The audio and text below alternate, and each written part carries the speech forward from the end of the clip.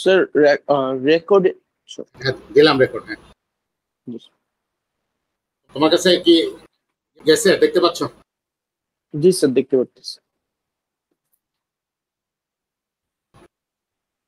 অ্যালকেনস introduction, structure and bonding. Alkenes are also called olefins. Alkenes are also olefins. এটাকে olefins বলা হয় এই কারণে যে এটা তৈলাক্ত, তেলের মতো। olefins গ্রিক শব্দ, গ্রিক ওয়ার্ড, এটার বাংলা মানে করলে হবে তৈলাক্ত। তাহলে অ্যালকেনস গুলোকে olefins বলা হয়। Alkenes contain a carbon carbon double bond. এটাই হলো একটা ফ্যাক্টর যে ডাবল বন্ড থাকবে, double bond. Terminal alkenes have the double bond and the end of the carbon chain. Terminal alkenes have the double bond and the end of the carbon chain. Internal alkenes have at least one carbon atom bonded to its end of the double bond. Cycloalkenes contain a double bond in a ring. আমরা কিছু example দেখি। প্রথমে আমরা দেখতে পাচ্ছি যে double bond, একটা double বন্ডের এখানে এই যে double bond, carbon carbon double bond, এই দুটো কার্বনের মধ্যে এটা একটা অ্যালকিন। এখন এইসব জায়গাতে আরো কি কি নাম হবে তার উপর নাম করে নির্দিষ্ট নামটা হবে। এখন আমরা দেখতে পাচ্ছি এটা অ্যালকিন। এটা হলো টার্মিনাল অ্যালকিন, মানে একদম এন্ড, শেষে ডাবল বন্ড আছে, তাহলে এটাকে আমরা বলবো টার্মিনাল অ্যালকিন। যদি শেষ এক নম্বর কার্বনের সাথে ডাবল বন্ড থাকে তাহলে সেটাকে আমরা টার্মিনাল অ্যালকিন বলবো। বুঝতে পেরেছ? টার্মিনাল প্রান্ত। এটা টার্মিনাল না, এটা একটা হলেও ভিতরে আছে, তাহলে এটা ইটারনাল অ্যালকিন, ভিতরের অ্যালকিন। আর এটা হলো সাইক্লিক, এই জন্য এটাকে বলবো সাইক্লো অ্যালকিন। তাহলে ভাগগুলো বুঝতে পেরেছো? তিনটা ভাগ আমরা বলেছি, terminal, internal, cyclo. Yes, sir. Recall that the double bond and consist of a pi bond. এখানে পাই বন্ড থাকবে। ওই ডাবল বন্ডের মধ্যে একটা বন্ড হলো পাই বন্ড, আর একটা বন্ড হলো সিঙ্গেল বন্ড, এই sigma bond. Each carbon is to sp2 is sp2 hybridized. তোমার এটা মুখস্থ। যদি দেখো যে কার্বন কার্বন ডাবল বন্ড আছে মানে অ্যালকিন, তাহলে তার হাইব্রিডাইজেশনটা হলো sp2, sp2 হাইব্রিডাইজড। এটুকু মনে রাখতেই হবে। Alkane sp3, alkyne sp2, অ্যালকাইন sp। উল্টো দিক থেকে যদি বলি অ্যালকাইন sp, alkyne sp2, alkane sp3। বুঝতে পেরেছ? জি স্যার। এবং এগুলো হবে সব ট্রাইগোনাল, সমতলীয়, 120 ডিগ্রি করে কোণ হবে এদের মধ্যে। এই যে এগুলো মুখস্থ করতে হবে, এগুলো সব এমসিকিউ এর মধ্যে আছে। ট্রাইগোনাল প্ল্যানার, সমতলীয় ত্রিভুজ আকৃতির, তিনটা তিন দিকে চলে যাবে, ত্রিভুজ আকৃতির, তিনটা ত্রিভুজ আকৃতির হবে এবং তাদের মধ্যে বন্ড অ্যাঙ্গেলটা হবে 120 ডিগ্রি। বন্ড অ্যাঙ্গেলটা হলো 120 ডিগ্রি। আছে, ঠিক আছে? 120।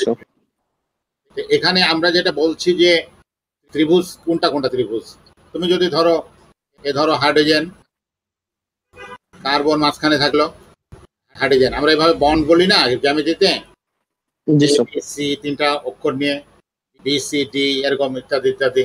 এখানে হাইড্রোজেন কার্বন হাইড্রোজেন, এই যে বন্ডটা হবে 120 ডিগ্রি। বা এখানে হাইড্রোজেন কার্বন কার্বন, এই বন্ডটা হবে 120 ডিগ্রি। এবং এটা ত্রিভুজ আকৃতির, আমরা যদি যোগ করি, যে কোনো তিনটা যোগ করি তাহলে ত্রিভুজ আকৃতির হবে।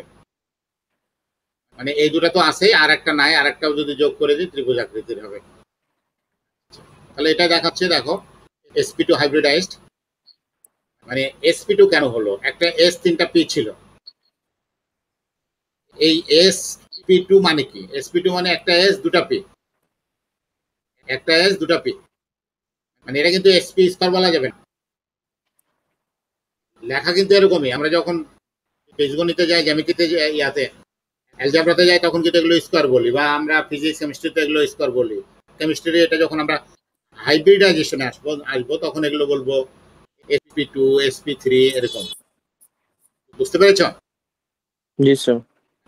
sp2 মানে হলো এখানে একটা s আছে, দুইটা p আছে, কিন্তু আমরা জানি যে p তিনটা, px py pz।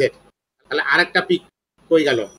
আরেকটা p হলো পাই বন্ড, পাই বন্ডের জন্য থাকবে। যে এখানে একটা সিগমা একটা পাই বন্ড আছে, তার মধ্যে এই এই হাইব্রিড অরবিটাল গুলো সিগমা বন্ড তৈরি করবে শুধু। আর ওই যেটা এখানে নাই, অর্থাৎ যেটা আনহাইব্রিডাইজড, সেটা হলো পাই বন্ড ফর্ম করবে। এই জন্য একটা পাই বন্ড পি অরবিটাল এখানে থেকে গেছে, হাইব্রিডাইজড হয়নি ওই পাই বন্ড ফর্ম করার জন্য। যেমন অ্যালকেন যখন হবে তখন কোনো পাই বন্ড থাকবে না, সিঙ্গেল বন্ড, স্যাচুরেটেড। এই জন্য কোনো তোমার পি অরবিটাল বাদও থাকবে না, সব পি অরবিটাল ওখানে যুক্ত থাকবে। এই জন্য sp3। যখন অ্যালকেন হলো একটা পাই বন্ড, একটা বাদ দিয়ে তাহলে বাকিটা হলো sp2। অ্যালকাইনের ক্ষেত্রে দুটা পাই বন্ড, দুটা পি বাদ দাও তাহলে sp। এই হলো মনে রাখার বুদ্ধিটা। আমার কথা কি বুঝতে পেরেছো? জি স্যার, বুঝতে পারছি। মানে তুমি অ্যালকেন থেকে আসো, অ্যালকেনে sp3 কেন? কারণ ওখানে কোনো পাই বন্ড নেই, এই জন্য সবগুলো হাইব্রিডাইজড। অ্যালকিনে আসো, একটা পাই বন্ড আছে, এই জন্য একটা বাদ দিয়ে বাকিগুলো হাইব্রিডাইজড। অ্যালকাইনে দুটা পাই বন্ড আছে, দুটা পি বাদ দিয়ে তারপর হাইব্রিডাইজড। এইভাবে হচ্ছে তোমার sp3 sp2 আর sp। এখানে যাই আমরা বন্ড অ্যাঙ্গেলটা দেখাচ্ছি, দেখো এই বন্ড অ্যাঙ্গেলটা 120, এই যে হাইড্রোজেন কার্বন হাইড্রোজেন যে বন্ড অ্যাঙ্গেল। আর কার্বন গুলো হলো sp2 হাইব্রিডাইজড। এই কার্বন যেটা এই যে এখানে দেখানো হচ্ছে কার্বন, এই কার্বন হলো হাইব্রিডাইজড sp2। হাইড্রোজেনের হাইব্রিডাইজেশন হবে না, হাইব্রিডাইজেশন শুধু হলো তোমার আমরা সেন্ট্রাল অ্যাটমের বলবো, কার্বনের এখানে। আর হাইড্রোজেনের হবে বা কি? হাইড্রোজেনের তো আছে শুধু s অরবিটাল, তার সাথে হাইব্রিডাইজেশন হবে। আর এখানে হাইড্রোজেন কার্বন হাইড্রোজেন যে বন্ড অ্যাঙ্গেলটা সেটা হলো 120 ডিগ্রি, এবং সেটাকে আমরা যদি শেপ ধরি তাহলে সেটা হবে ত্রিভুজ আকৃতির, ট্রাইগোনাল। ঠিক আছে, মানে হলো ত্রিভুজ আকৃতির। এটা যোগ করে দাও, দেখো ত্রিভুজ হয়ে গেছে। এটা এটা এটা ত্রিভুজ না? জি স্যার। এটা এখানে আরো ভালো করে দেখাইছে, তবে ভালো করে দেখালেও এটা আমরা বুঝবো ঠিকই, কিন্তু এটা আমরা কখনো পরীক্ষায় লিখতে যাবো না, কারণ সম্ভব না আমাদের পক্ষে। ঠিক আছে, এখানে দেখানো হচ্ছে এই যে বন্ডটা কার্বন কার্বন ডাইরেক্ট গেছে, এটা হলো সিগমা বন্ড। এই বন্ডের মধ্যে কি কি আছে? এর মধ্যে আছে কার্বনের, এই কার্বনের আছে sp2, এই কার্বনেরও sp2, মানে এখানে sp2 সিগমা বন্ড। আর এই কার্বনের সাথে হাইড্রোজেনের কি বন্ড আছে? মানে বন্ড তো সিগমা, মানে অরবিটাল গুলো কি কি আছে এগুলো সব এমসিকিউতে আসে, মুখস্থ করে তো রাখা যাবে না, বুঝতে হবে। জি এই স্যার। কার্বন, এই কার্বনের হলো sp2 আর হাইড্রোজেনের হলো s, তাহলে sp2s।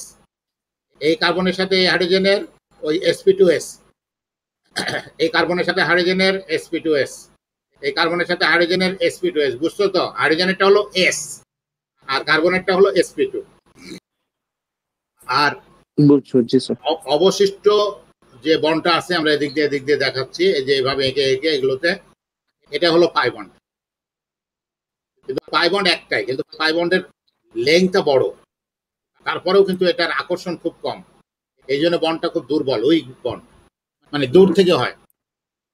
হ্যাঁ, এটা প্যারালাল থাকে, পাই বন্ডের অরবিটাল গুলো প্যারালাল থাকে, এই যে দূর থেকে একটু অ্যাট্রাকশন হয়, এই জন্য এটা অনেক উইক। সিগমা বন্ডের তুলনায় পাই বন্ডটা অনেক উইক। বন্ড ডিসোসিয়েশন এনার্জিস মানে বন্ড ভাঙতে of the carbon carbon bonds in ethane, a sigma bond only. ইথেনের মধ্যে শুধু সিগমা বন্ড আছে, ঠিক আছে, আর কিছু নাই।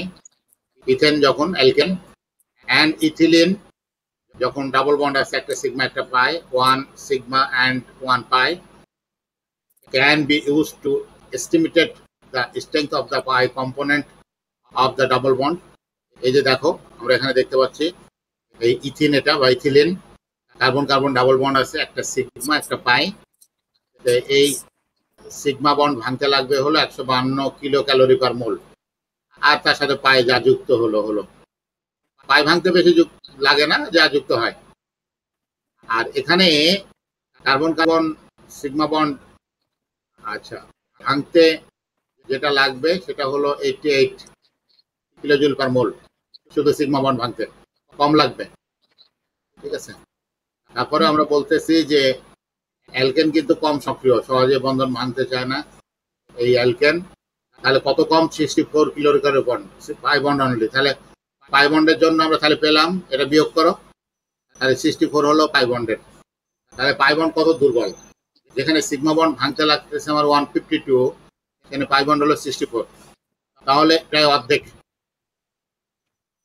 অর্ধেক এরকম মানে জি স্যার। স্ট্রেংথ সিগমা বন্ডের তুলনায় পাই বন্ডের স্ট্রেংথ অর্ধেকেরও কম। The pi bond is much weaker than the sigma bond of a carbon-carbon double bond, making it much more easily broken. As a result, alkenes undergo many reactions that alkenes do not. যেখানে তোমার আমরা দেখতে পাই যে alkane খুব সহজে বিক্রিয়া করে, সেখানে অ্যালকেন করে না, কারণ অ্যালকেনে যেহেতু শুধু সিগমা বন্ড আছে, সিগমা বন্ড ভাঙা সহজ নয়। আর অ্যালকেনের ক্ষেত্রে সিগমা এবং পাই দুটাই আছে, সিগমা বন্ধন ভাঙে না, শুধু পাই বন্ড ভাঙলেই এটা বিক্রিয়া অংশগ্রহণ করতে পারে। বুঝতে পেরেছ? জি স্যার।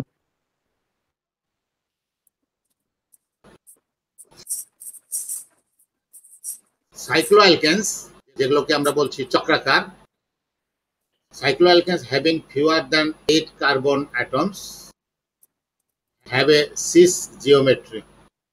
cis আর ট্রান্স আমরা পড়িয়েছিলাম, যদি সেম সাইডে থাকে তাহলে সিস, আর অপোজিট সাইডে থাকলে ট্রান্স। অপোজিট সাইডে সেম সাইডে কি? সেম অ্যাটম অর গ্রুপ যদি সেম সাইডে থাকে তাহলে cis, same atom or group যদি ডিফারেন্ট সাইডে থাকে তাহলে হলো trans. Trans cycloalkane must have a carbon chain long enough to connect the ends of the double bond without introducing too much strength.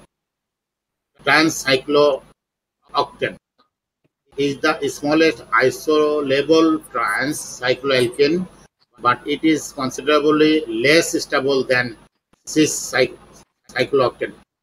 এদের মধ্যে কিন্তু অবশ্যই প্রপার্টিজে ডিফারেন্ট থাকতে হবে, না হলে কিন্তু আমরা কখনো কাউকে এরকম আইসোমার বলি না। আমরা দেখতে পাচ্ছি কারো স্টেবিলিটি বেশি, কারো কম, making it one of the few isomers having a higher energy trans isomer. মানে ট্রান্সের সবসময় হায়ার এনার্জি লাগে। যে দেখো ট্রান্স সাইক্লোঅ্যালকেনস, সিস সাইক্লোঅ্যালকেনস।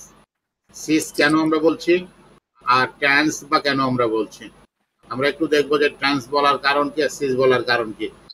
এই যে আমরা দেখতে পাচ্ছি, এটা অবশ্যই একটু জটিল করে করা, থাক আমরা বাদ দিয়ে গেলাম, তো জটিল তার আমাদের আসবে না।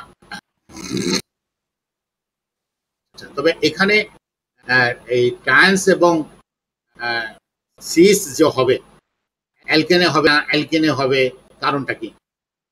কারণ হলো আমরা বলতেছি যে এখানে প্রথম কথা হলো রেস্ট্রিক্টেড রোটেশন, রোটেশনটা রেস্ট্রিক্টেড, অর্থাৎ ঘুরতে পারবে না। ঘুরে যে মানে আমরা এরকম ছিলাম, একরকম পজিশনে আছে, ঘুরে আগের পজিশনে চলে যাব, মানে একই রকম হয়ে যাব, এটা একই রকম হয়ে যাবে ঘুরে, এরকম হতে পারবে না। মানে আমরা যেটা বলতেছি, দেখো মূল কথাটা হলো যে আমি এখানে একটু লিখে দেখাই তোমাকে।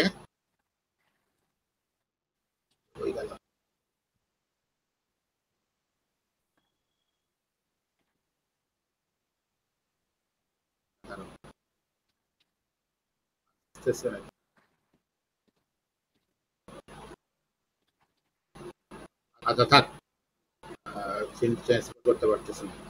যেটা বলতেছিলাম যে রোটেশন, মানে ধরো তুমি কার্বন কার্বন ডাবল বন্ড লিখলা, আর কার্বন দুই কার্বনের উপরের দিকে দুটা এইচ দিলা, আর দুই কার্বনেরই নিচের দিকে দুটা CH3 দিলা। এখন এমন যদি হয় যে বদল করে নিল হাইড্রোজেনের সাথে CH3, তাহলে তো সেম হয়ে যাবে, এটা হতে পারবে না, সোজা কথা। রোটেশনটা করতে পারবে না, ঘুরে আগের পজিশনে চলে যাওয়া একই রকম, তাহলে সিস আর ট্রান্স হতো না যদি এই রোটেশনের রেস্ট্রিকশন না থাকতো। কথা কি বোঝাতে পেরেছি? জি স্যার। আচ্ছা, the rotation around the carbon carbon double bond is restricted. এটাই হলো আমাদের মূল কথা, এটা আমার মুখস্থ রাখতে হবে, মনে রাখতে হবে যে কেন এখানে সিস্টেন্স হয়। কারণ কার্বন কার্বন যে ডাবল বন্ড আছে তার সাথে যে গ্রুপ আছে, তার সাথে যে অ্যাটম আছে, তারা মানে ঘুরে ঘুরে গিয়ে মানে চেঞ্জ করে নিবে বা একের সাথে আরেকজন অদল বদল করে নিবে জায়গা, এরকম করতে পারবে না। Rotation can only ochre if the pi bond breaks.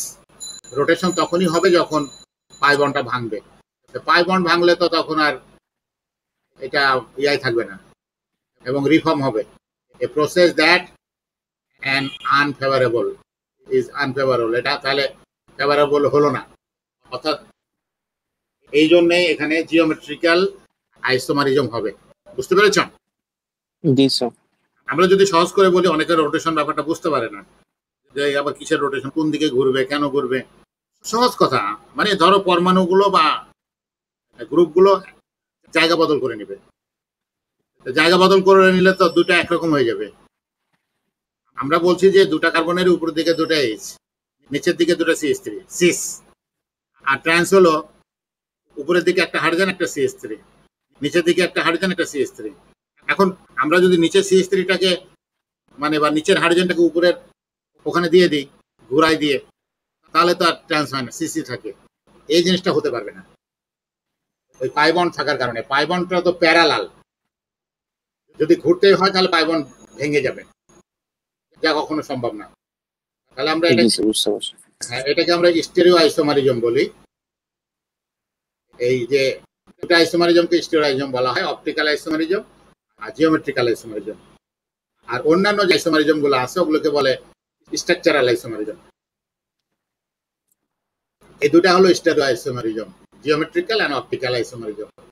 Whenever the two groups on each end of a carbon-carbon are different from each other. এখন এই কার্বনের সাথে যে দুটা দুটা গ্রুপ আর তোমার অ্যাটম থাকবে, বা এই কার্বনের সাথে যে দুটো গ্রুপ বা অ্যাটম থাকবে, তারা অবশ্যই ডিফারেন্ট হতে হবে। ডিফারেন্ট না হলে তোমার স্টেমারিজম হবে না। দুটা ধরো সেম কার্বনে যদি দুটা হাইড্রোজেন থাকে, সেম কার্বনে যদি দুটা মিথাইলমূলক থাকে গ্রুপ, সেম কার্বনে যে কোনো জিনিস দুটা সেম থাকলে আর তোমার ইয়া হবে না, এই আইসোমারিজমটা স্টেরিও আইসোমারিজমটা হবে না, ডিফারেন্ট থাকতে হবে। ধরো এই কার্বনেও থাকতে হবে একটা হাইড্রোজেন একটা অন্য কিছু, ধরো মিথাইল, ওই কার্বনেও থাকতে হবে একটা হাইড্রোজেন আর মিথাইল। একই কার্বনে দুটো হাইড্রোজেন, আরেক কার্বনে দুটো মিথাইল, তাহলে হবে না। বুঝতে পেরেছ? জি স্যার। আচ্ছা, এখান থেকে ডায়াস্টেরিও আইসোমার হবে, ডায়াস্টেরিওমার্স আর পজিবল। আমরা এটা বুঝাবো ডায়াস্টেরিওমারটা কি, এটা বোঝানো হয়নি। সিস আর ট্রান্স টু বিউটেন, একটা সিস টু বিউটেন একটা trans two butene, done at the bottom এত। আর ডায়াস্টোমার্সটা আমরা দেখাবো, ডায়াস্টোমার্সটা কি। দেখো এখানে আমরা দেখাচ্ছি স্টেবিলিটি। স্টেবিলিটি এই যে আমাদের এই বৈশিষ্ট্যগুলো, প্রপার্টিগুলো থাকতে হবে। Trans alkenes are generally more stable than cis alkenes. ট্রান্সটা হলো বেশি স্টেবল, মনে রাখবো। হ্যাঁ, trans are always more stable than the cis.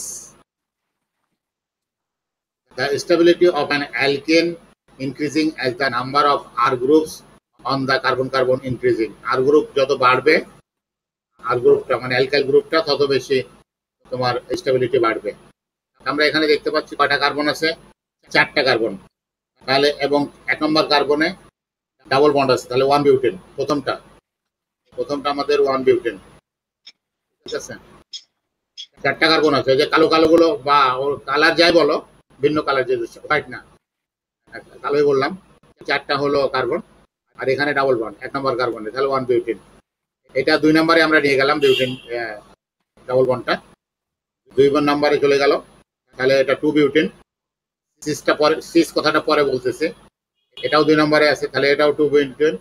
এখন সিস আর ট্রান্স কানে হলো, এই হলো দেখো কার্বন কার্বন ডাবল বন্ড, এর সেম সাইডে একই জিনিস আছে, এই হাইড্রোজেন হাইড্রোজেন, আর এর একই জিনিস আছে CH3 CH3, তাহলে এটা সিস। আর এটা এই হলো কার্বন কার্বন ডাবল বন্ড, দেখো এই পাশে হাইড্রোজেন, এই পাশে হাইড্রোজেন, উল্টো দিকে। আবার এই পাশে মিথাইল, এই পাশে মিথাইল, উল্টো দিকে। তাহলে এটা ট্রান্স। বুঝতে পেরেছো? জি স্যার। তাহলে এই যে নর্মাল বিউটিন, 1 বিউটিন, এর থেকে সিস 2 বিউটিনের স্টেবিলিটি বেশি, তার থেকে ট্রান্স 2 বিউটিনের স্টেবিলিটি আরো বেশি। তাহলে 1 থেকে সিস, সিস মানে নর্মাল বিউটিন থেকে সিস বিউটিন, সিস বিউটিন থেকে ট্রান্স বিউটিনের স্টেবিলিটি বাড়বে। বুঝতে পেরেছো? Yes sir. নোমেনক্লেচার অফ অ্যালকেনস, আমরা অনেক নাম দেখেছি, অ্যালকেনই বেশি দেখেছি। এক্সাম্পল, আমরা এক্সাম্পলটা দেখি। Example, give the IUPAC name of the following alkenes. এটার নাম আমরা দেখবো। প্রথমে এখানে আসো, এটা হলো কার্বন কার্বন ডাবল বন্ড। এই ডাবল বন্ডের এই পাশে দেখো আছে CH3, এর পাশে CH3 আছে, এই পাশে CH3 আছে, কিন্তু এই পাশে অন্য জিনিস আছে। ঠিক আছে? তাহলে এটা একটা, এটা সিস, সেম সাইডে একই জিনিস ছিল, CH3 CH3। ঠিক আছে? এখন আমরা এটা নাম তাহলে কি বলবো? কত নাম্বার কার্বনের ডাবল বন্ড আছে? 2 নাম্বার কার্বনে ডাবল বন্ড, তাহলে 2। আর এখানে আবার ব্রাঞ্চ আছে। ব্রাঞ্চটা কততে? 1 2 3 4 5 6 হলো ব্রাঞ্চ। 1 2 3 4 5 6 হলো ব্রাঞ্চ। আচ্ছা, তাহলে আমরা কি বলছি? স্টেপ কি? স্টেপ 1 এ আমরা কি করব? Find the longest chain that contains both carbon atoms of the double bond. Double বন্ডকে লোয়েস্ট রেখে লম্বা চেন বের করলাম। তাহলে আমরা দেখলাম 6টা আছে লম্বা চেনে। আচ্ছা, তাহলে আমরা দেখলাম 6 carbons in the longest chain. তাহলে এটা হেক্সেন। স্যাচুরেটেড হলে হেক্সেন হতো, আনস্যাচুরেটেড এর জন্য হেক্সিন। আচ্ছা, change the ane ending to the parent alkane to alkene. যদি এটা সিঙ্গেল বন্ডেড হতো তাহলে আমরা বলতাম হেক্সেন, যেহেতু এটা ডাবল বন্ডেড এই জন্য হেক্সিন। আচ্ছা, এখন স্টেপ 2 তে যাও। স্টেপ 2 তে আমরা দেখবো যে ব্রাঞ্চ আছে কিনা। Number the carbon chain to give the double bond আর লোয়ার নাম্বার এটা অবশ্যই 2 তে এপাশ দিয়ে আসতে হবে, এদিকে গেলে হবে না। And apply all other rules of nomenclature. অন্য রুলস গুলো দেখো। তাহলে এখন আমরা বলছি 5 নম্বরে আছে তোমার মিথাইল মূলক, methyl group. Number the chain to put the carbon carbon at C2 and not C4। C2 বলতে হবে, C4 হবে না। Lowest number of carbon. আর এখানে 5 নম্বরে দেখো ইয়ে আছে, 10 আছে। তাহলে 3, আরো কোথাও আছে নাকি? হ্যাঁ, 1 2 3 4 5 6, 5 এ আছে, 3 তে আছে, 2 তেও আছে। তাহলে 2 3 5 ট্রাইমিথাইল। দেখো এই যে এটা একটা, এটা একটা ব্রাঞ্চ, এটা একটা ব্রাঞ্চ, আর এটা একটা ব্রাঞ্চ। তাহলে ফার্স্ট ব্রাঞ্চ যেটা দেখালাম সেটা হলো 2 তে, এটা 3 তে, এটা 5 এ। তাহলে 2 3 5 ট্রাইমিথাইল। তারপরে ডাবল বন্ডটা কততে? 2 নম্বরে, 2 হেক্সিন। নামটা বুঝতে পেরেছো? জি স্যার। আবার বলি দেখো, তাহলে আরো ক্লিয়ার হবে। 2 3 5 কেন আসলো? 2 নম্বরে একটা মিথাইল গ্রুপ, 3 নম্বরে মিথাইল গ্রুপ, 5 নম্বরে মিথাইল গ্রুপ, এই জন্য 2 3 5। তিনটা বলে ট্রাই, তারপর কি আছে? মিথাইল, এই জন্য মিথাইল। 2 2 3 5 try methyl. আর 2 নম্বরে ডাবল বন্ড আছে 2, তারপরে হলো হেক্সিন।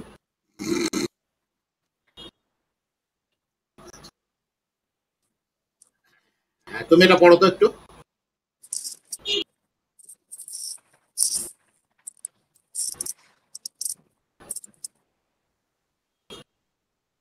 স্যার আমার এখানে হঠাৎ করে কালো হয়ে গেল, বুঝলাম না, আচ্ছা, ওয়েট কিছু করো, দেখা যাচ্ছে না। ওয়েট করো, আসবে। হয় আর কি এরকম। নাকি কেটে দিয়ে নতুন করে জয়েন করবা? সে একটু 1 মিনিট ওয়েট করে দেখি, এটা হয়ে যাওয়ার তো কথা।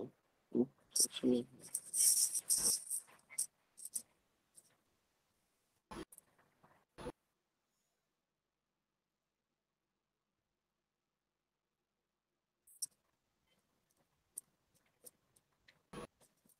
Yes, sir. আসছে? Yes, sir. Nomenclature of alkenes.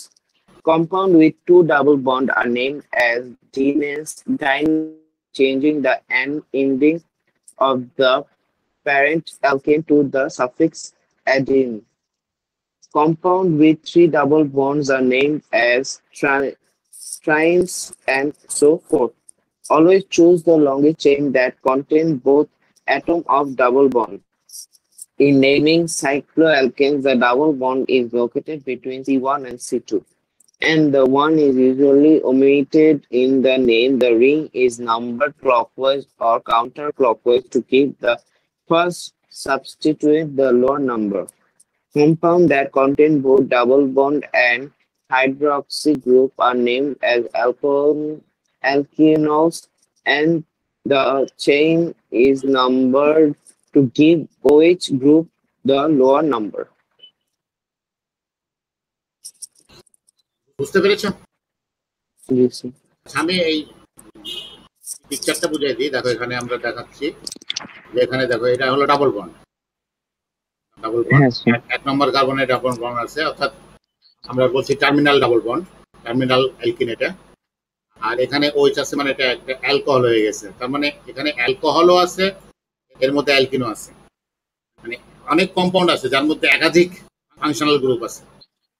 তাহলে আমরা এখানে এই কার্বন OH যে কার্বনে আছে সেটাকে 1 ধরবো, এটা 1, মানে এই জায়গাটা 1, যেটা অ্যারো দিয়ে দেখানো হচ্ছে এটা 1। মানে OH 1 হবে না, কারণ ওখানে তো কার্বন নাই। ওখানে যদি কার্বন থাকতো আবার তাহলে এটা 1 হয়ে যেত। আমরা গণনা করি কিন্তু মানে তোমার কার্বন, তাহলে OH এর সাথে যুক্ত কার্বনটা হলো 1 নম্বর, তারপর একটা 2 নম্বর, তারপর একটা 3 নম্বর। তাহলে আমরা দেখতে পাচ্ছি যে 2 প্রোপিন 2 নম্বরের সাথে ডাবল বন্ড আছে, 2 এর সাথে আছে, 3 এর সাথে আছে, কিন্তু আমরা 3 তো বলবো না, ছোটটা বলবো, 2 প্রোপিন আর 1 অল। পরেরটাকে আমরা কি বলবো? দেখো এটাও টার্মিনাল, টার্মিনাল অ্যালকিন, কিন্তু এটাকে এক তো আর এক বলা যাবে না। আমার এক তো অলওয়েজ হলো ও যেখানে যুক্ত আছে সেটা, এই জায়গাটা হলো। এবার এটা আবার এক এক বলা যাবে না, কারণ এই যে এখান থেকে শুরু, এই জায়গাটায় হলো এক, এক, এই জায়গাটা এক। আমি কালার করতেছি, দেখো 1, তারপর 2, 3, 4, 5, 6, মোট 7টা। তাহলে 6 নম্বরে আবার একটা এই যে একটা দাগ দেওয়া, মানে একটা মিথাইল গ্রুপ আছে, মানে 6 মিথাইল আর 6 হেপটিন, 6 হেপটিন, মোট 6টা ইয়ে আছে। আর 2 নম্বরে ওয়াল আছে, অ্যালকোহল 2 ওয়াল।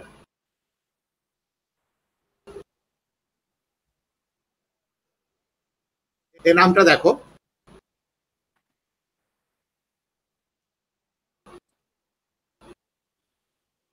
দেখো 1, 2, 3, 4, 5, 6, 7, তাহলে 7 কার্বন হেপটিন ডাবল বন্ড আছে। আর ডাবল বন্ডটা কত নম্বরে? 1 নম্বরে। আর এইটাকে আমরা ব্রাঞ্চ ধরবো, তাহলে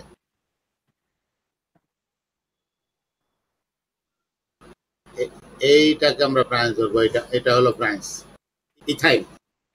both carbons of the carbon carbon are content in this long chain, ঠিক আছে? তাহলে আমরা নামটা কি বলতে পারতাম? নামটা বলতে পারতাম 2 ইথাইল। তারপর মোট কয়টা কার্বন আমরা বলেছি? 7টা। তাহলে হেপটেন শেষ, হেপটিন, হেপটিন 1, যেহেতু 1 নম্বর কার্বনে ডাবল বন্ড আছে। আর এই যে এটা আমরা দেখতে পাচ্ছি লংগেস্ট চেনে 8টা কার্বন আছে। আর আগের মতোই ওই ওই জায়গাটা হলো ইথাইল, এই জায়গাটা হলো ইথাইল। আর এদিকে 1, 2, 3, 4, 5, 6, 7টাই তো। আচ্ছা যাও, 8টা দেখাইছি আর কি, হয়তো ভুল করছি। both carbons of the carbon carbon double bond are not contained in this long chain। তাহলে এখানে আমরা যেটা বলেছি, হ্যাঁ ও 8টা ধরেছে, ঠিক আছে, এদিক দিয়ে না শুরু করে, না এদিক দিয়ে শুরু করে, কিন্তু 8টা হলেই হবে না। Carbon carbon double bond bonded both কার্বনকেই এই চেনের মধ্যে নিতে হবে, এই জন্য এটা ভুল। পরেরটা ভুল, আগেরটা কারেক্ট। এটা কারেক্ট। কারেক্ট তাহলে আমাদের কি পেয়েছি? কারেক্ট আমরা পেয়েছি হলো এই যে কারেক্ট 2 মিথাইল, এই যে 2 এর সাথে সরি 2 ইথাইল 1 হেপটেন। আর এটা তো ইনকারেক্ট নাম্বার আর কি আছে। আচ্ছা এক্সাম্পল আরো কিছু আগেটা।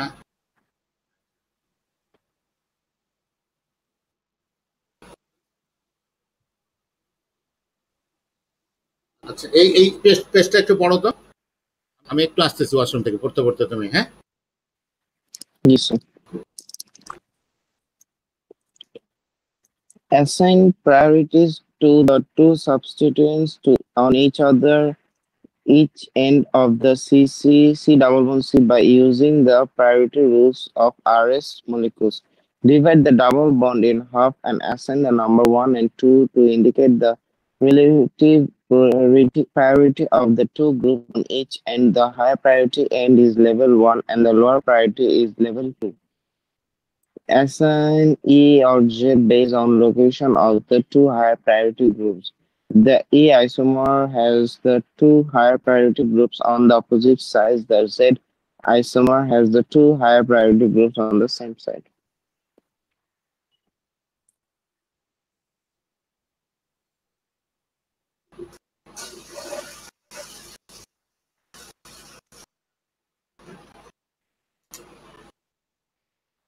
আচ্ছা আমরা তিনটা স্ট্রাকচার দেখছি, তিনটা স্ট্রাকচার একটু দেখাই। দেখো আমরা বলতেছি যে এই যে এটা এক নম্বর কার্বন, বা এটা এক নম্বর কার্বন, এটা দুই, এটা দুই।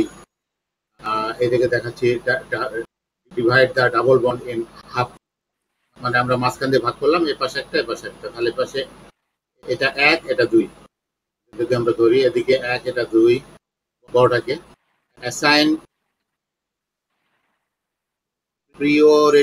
প্রিওরিটিজ অফ টু, আচ্ছা কার্বন কার্বন সেপারেটলি। আচ্ছা তাহলে আমাদের এখানে যে এটা এক দুই তিন চার পাঁচ, এই পাঁচটা লম্বা শিকলে আছে। এই লম্বা শিকলে যে পাঁচটা আছে আমরা নামটা এভাবে বলতে পারতাম। আর এই পাশেরটা তো হাইড্রোজেন। 3 নম্বরে তাহলে 3 নম্বরে তোমার একটা মিথাইল ছিল, 3 মিথাইল পেন্টেন 2। এখানে আমরা যদি এখানে ডিভাইডেড করি, আচ্ছা যা হোক আগের মতোই এই জায়গাটায় ডিভাইড করা হয়েছে কি না, এই যে এখানে ডিভাইড করা হলো। তাহলে এই বড়টা হলো এক, ছোটটা দুই, বড়টা এক ছোটটা দুই, আগেরটাই দেখানো হয়েছে। এটাকে ই আইসোমার বলা হচ্ছে, আর এটাকে Z isomer. Two higher priority groups on opposite side. যদি বড় বড় ইয়াগুলো দেখো, খেয়াল করো, এই দুটার মধ্যে বড়টাকে আমরা এক ধরেছি, ছোটটা দুই। এখানে বড়টাকে এক ধরবো সবসময়, ছোটটাকে দুই। মানে আমরা তো এবার ভাগ করলাম একই কার্বনে যে দুইটা অ্যাটম আছে বা দুইটা গ্রুপ আছে, একটা বড় একটা ছোট। বড়টা যদি বড়টাকে এক ধরবো, ছোটটাকে দুই ধরবো, এইভাবে কিন্তু এক দুই ধরা হয়েছে। এখানে আমরা বলছি যে এই বড় বড় সাইজগুলো, বড় বড় অ্যাটমগুলো বা গ্রুপগুলো যদি ভিন্ন সাইডে থাকে তাহলে এটাকে ই আইসোমার বলবো, ই আইসোমার ই। আর যদি সেম সাইডে থাকে তাহলে Z isomer. Two higher priority groups on the same side, দেখো এটা আর এটা সেম সাইডে আছে বড় বড় গুলো, তাহলে জেড আইসোমার। আর বড়গুলো বিপরীত সাইডে আছে, তাহলে E isomer. The E isomer, দেখো the E isomer has the two higher priority groups on the opposite side. The Z isomer has two higher priority groups of the same side. এই কথাটা আমাদের বই, আমাদের দেশের বইগুলোতে কোথাও লেখা নাই। ই আইসোমার জেড আইসোমার। ই ই হলো তোমার ট্রান্সের মতো, ডিফারেন্ট সাইডে আছে এটা ই, আর সেম সাইডে আছে এটা হলো জেড।